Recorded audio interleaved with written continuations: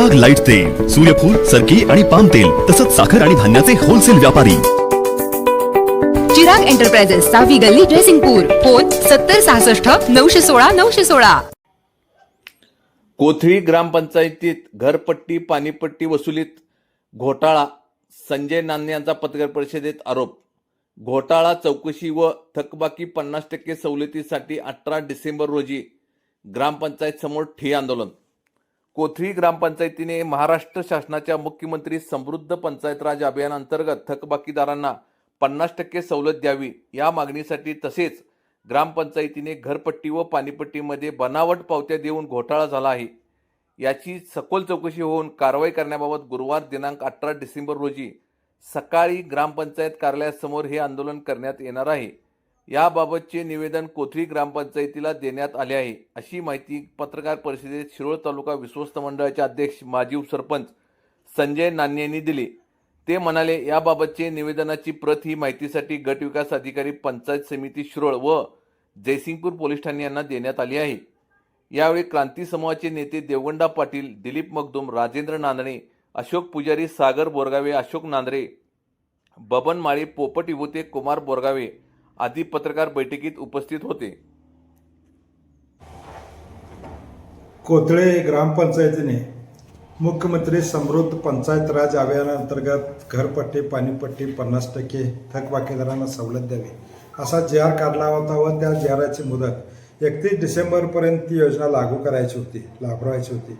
परंतु कोणत्या प्रकारची दमडी न देता गावातील नागरिकांना, मिळकतदारांना अंधारात ठेवून या ठिकाणी ठराविक लोकांच्या उपस्थितीत हा ठराव नाकारण्यात आलेला आहे.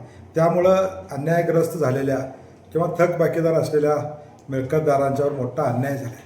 थकबाकीदार हा थकबाकीदार का राहतो, तर त्याच्यावर कुठला तर नैसर्गिक संकट आलं असते. नैसर्गिक संकटामुळं तो पिचलेला असतो, त्याच्याकडे भरण्याची ऐपत नसते. त्यामुळं त्यांना सवलत देण्याची ही शासनाचे नियम होते.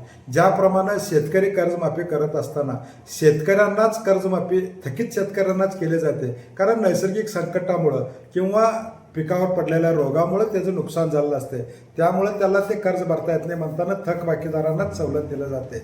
जर ग्रामपंचायतीची अशी भावना झाला असेल की थकबाकीदार जे वाढल आणि नियमित नेकावर अन्याय होईल, तर ग्रामपंचायतीने तशा पद्धतीचं शेतकरी कर्जमाफी संदर्भात सुद्धा एक ठराव करावा अशी आम्ही या ठिकाणी मागणी करतो. त्याचबरोबर ग्रामपंचायतीमध्ये गेल्या अनेक दिवसापासून, अनेक वर्षापासून घरपट्टी आणि पाणीपट्टी वसुलीमध्ये घोटाळा झाला आहे आणि त्याची जिवंत उदाहरणं माझ्याकडे पावती सकट लोक आणून दिले. काही जणांना पावती दिल्या 4,000 रुपयाची, त्यांच्या खात्यावर रक्कम आहे 1,500 रुपये, 2,000 रुपये जमा.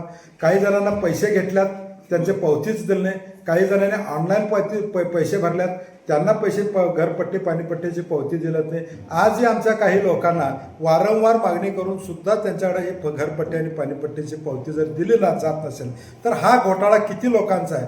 माझ्यासारख्या कार्यकर्त्याचं मत आहे की अनेक गरीब सामान्य लोक आहेत की जी लोक पैसे दिल्यात घरपट्टीचे, परंतु त्यांना त्या ठिकाणी ते पैसे घेतलेत आणि आज उद्या देतो पावती म्हणून पावती न दिल्यामुळं असे अनेक लोक माझ्याकडे दररोज तक्रारी घेऊन येतात आणि त्या तक्रारीचं निवारण जर ग्रामपंचायत, ग्रामसेवक आणि पदाधिकाऱ्यांच्याकडे केलं तर चौकशी चालू आहे.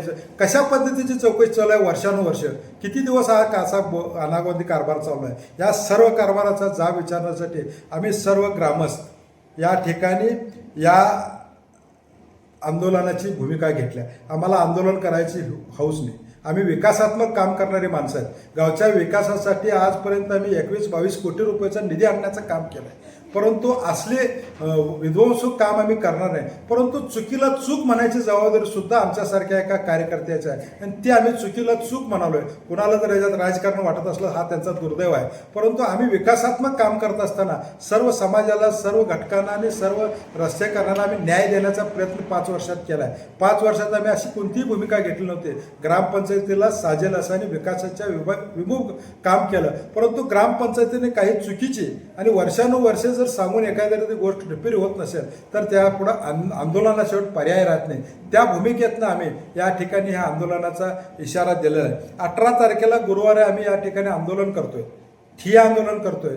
सकाळी 9 वाजता आम्ही आमच्या ऑफिसमधनं येऊन 10 वाजता या ठिकाणी चवडीच्या कार्यालयासमोर बसू आम्ही दिवसभर बसू, काय त्यात मार्ग निघाला तर ठीक, नाहीतर त्याच ठिकाणी दुसऱ्या आंदोलनाचा इशारा देऊन त्याच ठिकाणापासून दुसरं आंदोलन चालू होईल. परंतु त्या आंदोलनाला आणि त्या होणाऱ्या जबाबदारीला, नुकसानीला या ठिकाणी सर्वस्वी कायदा आणि सुव्यवस्था निर्माण झाला, प्रश्न निर्माण झाला, त्याची सर्वस्वी जबाबदारी ग्रामसेवक, सरपंच, सर्व पदाधिकारी आणि BDO आणि सर्व अधिकारी यांची राहील, ती आमच्या आंदोलकांची राहणार नाही, असा मी स्पष्ट इशारा या ठिकाणी आपल्याला देतो. आणि 18 तारखेच्या आंदोलनामध्ये ज्यांची घरपट्टी पैसे घेतल्यात, पावती दिली नाही, त्यांनी नावं माझ्याकडे आणून द्यावं. कोणाला पावती मिळाली नाही त्यांनी माझ्याशी संपर्क साधावा, आमच्या सर्व टीमशी संपर्क साधावा आणि या ठिकाणी त्या आंदोलनामध्ये सहभागी व्हावं व आपल्या न्यायासाठी आम्ही भांडतोय, तुम्ही यामध्ये सहभागी व्हावं अशी आपल्या सर्व नागरिकांना विनंती करतो. आणि मी माझं या ठिकाणी आंदोलनाची घोषणा करतो आणि आपल्या सर्वांचं मनपूर्वक आभार व्यक्त करतो. 3 टाइम्स न्यूज चॅनलला सबस्क्राईब करा, लाईक करा, बेल आयकॉनला क्लिक करा. ताज्या घडामोडीसाठी आमचा नंबर आपल्या ग्रुपमध्ये ऍड करा.